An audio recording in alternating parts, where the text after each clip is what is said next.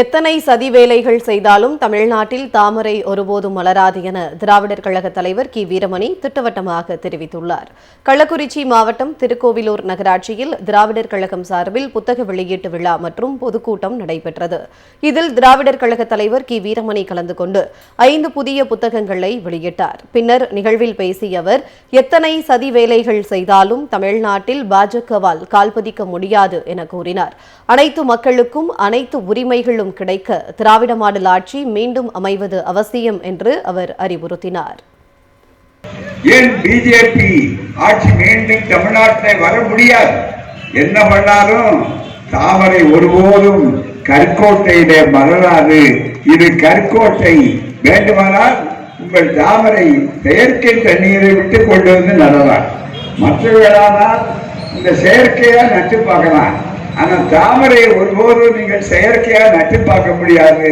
அது வளராது. காரணம் இந்த கொள்கை அடிப்படையில்.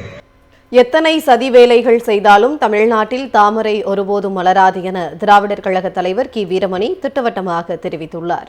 கள்ளக்குறிச்சி மாவட்டம் திருக்கோவிலூர் நகராட்சியில் திராவிடர் கழகம் சார்பில் புத்தக வெளியீட்டு விழா மற்றும் பொதுக்கூட்டம் நடைபெற்றது. இதில் திராவிடர் கழக தலைவர் கி வீரமணி கலந்து கொண்டு 5 புதிய புத்தகங்களை வெளியிட்டார். பின்னர் நிகழ்வில் பேசிய அவர், எத்தனை சதி வேலைகள் செய்தாலும் தமிழ்நாட்டில் பாஜகவால் கால்பதிக்க முடியாது என கூறினார்.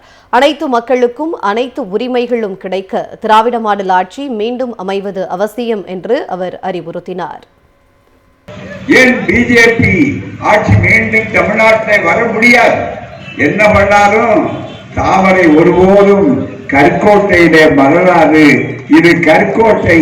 வேண்டுமானால் உங்கள் தாமரை செயற்கை தண்ணீரை விட்டு கொண்டு வந்து நடலாம்.